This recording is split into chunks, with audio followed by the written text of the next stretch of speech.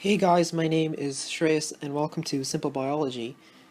Today we're going to be talking about the direct observations in biogeography which helped support Darwin's theory on evolution.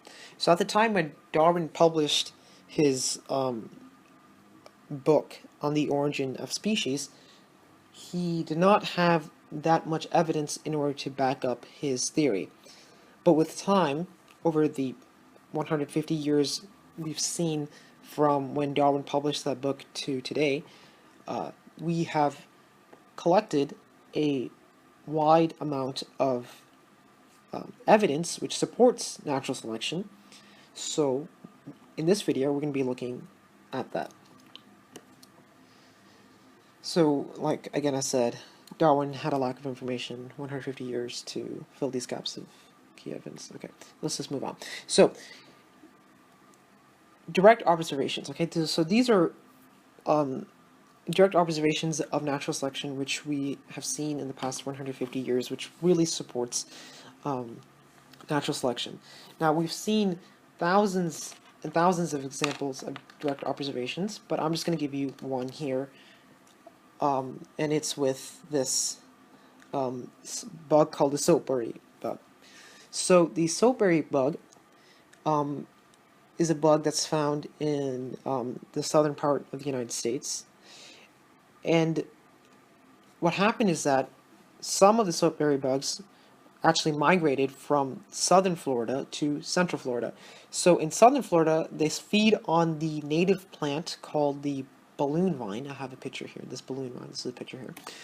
But when some of these soapberry bugs moved to central Florida, due to the scarcity of the balloon vine, they fed on another plant called the golden rain tree.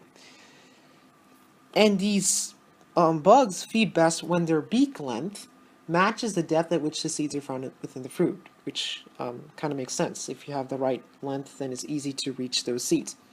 So the thing is, for the golden rain tree seeds, the seeds of that plant, the seeds are much closer to the fruit surface than the balloon vine. So because of that, natural selection is going to select for shorter beaks. And eventually with time, if you look at, in central Florida, if you look at the soapberry bugs, their beaks are significantly shorter than the ones found in southern Florida. However, in Louisiana and Oklahoma, the fruit of the introduced plant is larger than the fruit of the native plant. So the opposite thing happened. Due to natural selection, the beaks of those that fed on the introduced plant species resulted in the evolution of soapberry bugs with longer beak lengths. Okay, so that's an example of a direct observation. Another big part of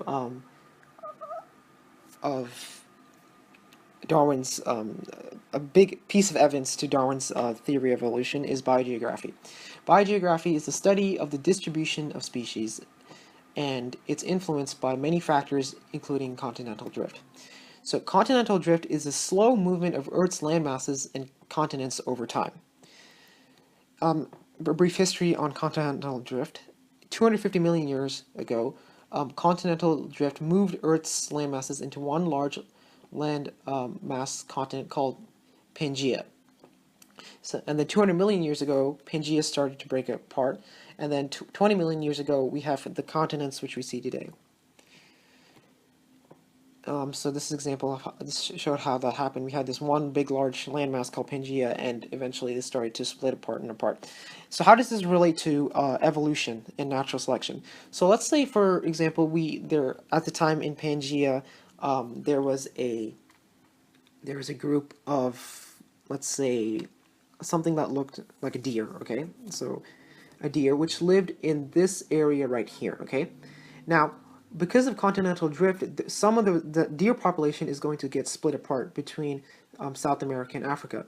So if you look now, although because of the different environments which formed in the different environments that formed in South America here and Africa here, if you look at those deer now, although they're very different because the environments change and obviously natural selection is going to select for different traits, they are still similar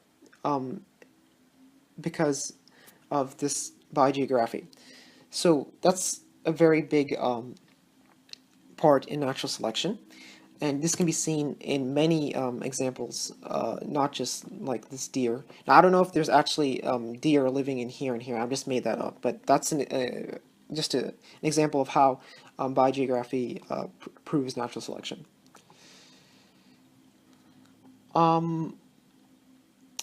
Another example of biogeography, which helps prove natural selection, is with islands. Islands tend to have many plants and animals that are endemic. Endemic means that they are found nowhere else in the world, the species. And we talked about how the Galapagos Islands have endemic species with, with the finches, they're only found in the Galapagos Islands. So that also is an example of natural selection, because you have these species which are migrating onto this island, and the island has different environments than the different environmental factors than the mainland. So eventually, with time, the organisms which migrate there are going to develop different traits and form new species, and then they're going to, after millions of years, they're going to look completely different than the organisms from the mainland. So another example of data which supports natural selection. And that's basically it for direct observations and biogeography, which supported natural selection. Stay tuned for the next video, but that's it for now. Direct observations and biogeography are as simple as that.